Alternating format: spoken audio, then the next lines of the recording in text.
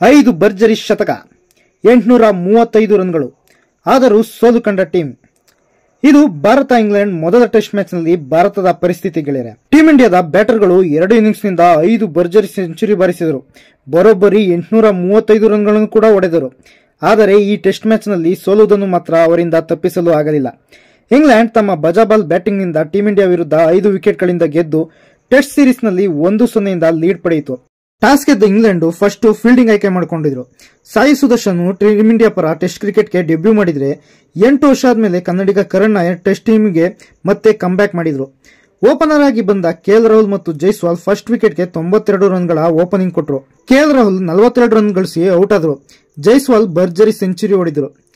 Debut player Sai Sudarshan ಮತ್ತು comeback ಮಾಡಿದ ಕರಣ್ ನಾಯರ್ ಇಬ್ರು 4 ಬಾರ್ ಆಡಿ ಡಕ್ಔಟ್ ಆದರು. ಇನ್ನು ಕ್ಯಾಪ್ಟನ್ಸಿ ಡೆಬ್ಯೂಟ್ ಮಾಡಿದ ಗಿಲ್ ಟೆಸ್ಟ್ ಕ್ರಿಕೆಟ್ ನಲ್ಲಿ ತಮ್ಮ 6ನೇ ಸೆಂಚುರಿ ಹೊಡೆದು ತಮ್ಮ ಕ್ಯಾಪ್ಟನ್ ಆಟ ಆಡಿದ್ರು. ಇನ್ನು ರಿಷಬ್ ಪಂತ್ 12 4 6 6 ಹೊಡೆದು 134 ರನ್ ಹಚ್ಚಿ ಟೆಸ್ಟ್ ಕ್ರಿಕೆಟ್ ನಲ್ಲಿ ತಮ್ಮ ಕೆಪಾಸಿಟಿ ಏನು ಅಂತ ಪ್ರೂವ್ ಮಾಡಿದ್ರು. ಪಂತ್ ಬ್ಯಾಟಿಂಗ್ ಮಾಡ್ತಿದ್ದಾಗ ಟೀಂ ಇಂಡಿಯಾ 430ಕ್ಕೆ 3 ವಿಕೆಟ್ ಕಳ್ಕೊಂಡಿತ್ತು. ಆದರೆ ನೆಕ್ಸ್ಟ್ 42 ರನ್ ಹೊಡೆಯೋಷ್ಟರಲ್ಲಿ 7 ವಿಕೆಟ್ ಕಳ್ಕೊಂಡು 471 ರನ್ಗೆ ಆಲ್ಔಟ್ ಆಯಿತು. ಇಂಗ್ಲೆಂಡ್ ಫಸ್ಟ್ ಇನ್ನಿಂಗ್ಸ್ ನಲ್ಲಿ ಓಲಿ ಪೋಪ್ ಭರ್ಜರಿ ಸೆಂಚುರಿ ಹೊಡೆದ್ರು. ಬೆನ್ ಡಕೆಟ್ ಕೂಡ ಹಾಫ್ ಸೆಂಚುರಿ ಬಾರಿಸಿ 62 ರನ್ ಗಳಿಸಿದ್ರು. ಇನ್ನು ಜಿಮ್ಮಿ ಸ್ಮಿತ್ 40 ರನ್ ಹೊಡೆದ್ರು. ಇನ್ನು ಟೀಂ ಇಂಡಿಯಾ ಫೀಲ್ಡರ್ ಗಳಿಂದ 3 ಬಾರಿ ಚಾನ್ಸ್ ಪಡೆದ ಹ್ಯಾರಿ ಬ್ರೂಕ್ 99 ರನ್ ಗಳಿಸಿ ಸೆಂಚುರಿ ಮಾಡೋಕ್ ಮೊದಲೇ ಪ್ರಸಿದ್ಧಿ ಕೃಷ್ಣ ಬೌಲಿಂಗ್ ನಲ್ಲಿ ಔಟ್ ಆದ್ರು. ಟೀಂ ಇಂಡಿಯಾ ಪರ ಬೌಲಿಂಗ್ ನಲ್ಲಿ ಬೂಮ್ರಾ ಮಾತ್ರ ಒಳ್ಳೆ ಬೌಲಿಂಗ್ ಮಾಡಿ 5 ವಿಕೆಟ್ ಕಿತ್ತರು. ಇಂಗ್ಲೆಂಡ್ 465 ರನ್ಗೆ ಆಲ್ಔಟ್ ಆಗಿ ಟೀಂ ಇಂಡಿಯಾಗೆ ಕೇವಲ 6 ರನ್ಗಳ ಲೀಡ್ ಸಿಕ್ತು. ಇನ್ನು ಸೆಕೆಂಡ್ ಇನ್ನಿಂಗ್ಸ್ ನಲ್ಲೂ ಕೂಡ ಟೀಂ ಇಂಡಿಯಾ ಬ್ಯಾಟರ್ಗಳು ಒಳ್ಳೆ ಬ್ಯಾಟಿಂಗ್ ನೇ ಮಾಡಿದ್ರು. ಕೆಎಲ್ ರಾಹುಲ್ ಬೊಂಬಾಟ್ ಬ್ಯಾಟಿಂಗ್ ಮಾಡಿ ಸೆಂಚುರಿ ಹೊಡೆದ್ರು.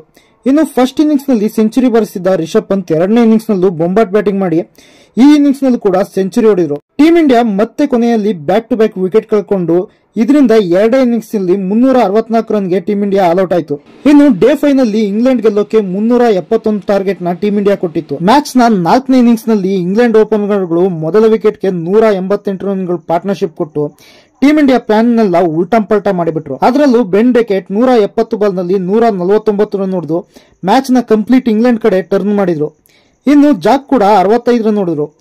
ರಾಶ್ ನಲ್ಲಿ ರೂಟ್ 53 ರನ್ ಹೊಡೆದ್ರೆ ಜಿಮ್ಮಿ ಸ್ಮಿತ್ 44 ರನ್ ಹೊಡೆದು ಇಂಗ್ಲೆಂಡ್ ಈಸಿಯಾಗಿ 371 ಟಾರ್ಗೆಟ್ ನ ಚೇಸ್ ಮಾಡಿ ಫಸ್ಟ್ ಟೆಸ್ಟ್ ಮ್ಯಾಚ್ ಗೆಲ್ಲೋ ತರ ಮಾಡಿದ್ರು. ಇಂಗ್ಲೆಂಡ್ 2ನೇ ಇನ್ನಿಂಗ್ಸ್ ನಲ್ಲಿ 5 ವಿಕೆಟ್ಗೆ 373 ರನ್ ಹೊಡೆದು ಟೆಸ್ಟ್ ಸೀರೀಸ್ ನ ಗೆಲುವಿನೊಂದಿಗೆ ಶುರು ಮಾಡಿತು. 2 ಇನ್ನಿಂಗ್ಸ್ ನಲ್ಲಿ ಬೊಂಬಾಟ್ ಬ್ಯಾಟಿಂಗ್ ಮಾಡಿ ಇಂಗ್ಲೆಂಡ್ ಟೀಮ್ ವಿನ್ ಆಗೋ ತರ ಮಾಡಿದ ಬೆನ್ ಡೆಗೆಟ್ಗೆ man of the match award ಸಿಕ್ತು. ಈ ಮ್ಯಾಚ್ ಟೀಂ ಇಂಡಿಯಾ ಸೋಲಕ್ಕೆ ಮೇನ್ ರೀಸನ್ ಏನು ಅಂದ್ರೆ ಟೀಂ ಇಂಡಿಯಾ ಫೀಲ್ಡರ್ ಗಳ ಕಳಪೆ ಫೀಲ್ಡಿಂಗ್. ಈ ಮ್ಯಾಚ್ ನಲ್ಲಿ ಒಟ್ಟು 8 ಕ್ಯಾಚ್ ಗಳನ್ನ ಟೀಂ ಇಂಡಿಯಾ ಫೀಲ್ಡರ್ ಗಳು ಡ್ರಾಪ್ ಮಾಡಿದ್ರು.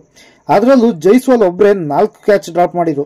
ಈ ಎಲ್ಲಾ ಕ್ಯಾಚ್ ಗಳು ಕೂಡ ಕಾಸ್ಟ್ಲಿ ಆದವು. ಒಟ್ನಲ್ಲಿ ಒಂದೇ ಮ್ಯಾಚ್ ನಲ್ಲಿ 5 ಸೆಂಚುರಿ ಹೊಡೆದ್ರು ಟೆಸ್ಟ್ ಮ್ಯಾಚ್ ಸೋತ ತಂಡ ಅನ್ನೋ unwanted record team India create ಮಾಡ್ತು. ಸೊ ನೆಕ್ಸ್ಟ್ ಟೆಸ್ಟ್ ಮ್ಯಾಚ್ ನಲ್ಲಿ ನಮ್ಮ ಯಂಗ್ ಇಂಡಿಯಾ ಹೇಗೆ ಬೌನ್ಸ್ ಬ್ಯಾಕ್ ಮಾಡ್ತಾರೆ ಅಂತ ಕಾದ್ ನೋಡೋಣ.